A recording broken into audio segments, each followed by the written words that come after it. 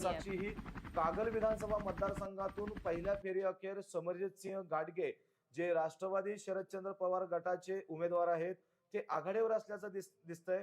विद्यमान आमदार आहेत हसन मुश्रीफ यांना हा मोठा धक्का मानला जातोय। पहिल्या फेरी अखेर समरजित सिंह घाटगे सध्या आघाडीवर आहेत।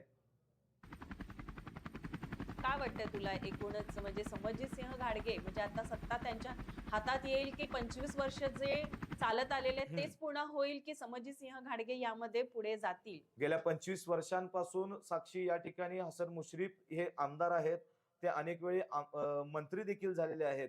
मात्र गेल्या 2.5 वर्षांपूर्वी जो काही पक्षांतराचा जो काही तिढा निर्माण झाला होता आणि त्या घडामोडीतूनच त्यांनी आता घड्याळ या चिन्हावर ते निवडणूक लढवत आहेत। मात्र ज्या वेळी ते निवडणुकीला सामोरे गेले त्यांच्या मागे शरद पवार नावाचे वस्ताद होते आणि आता ते वस्ताद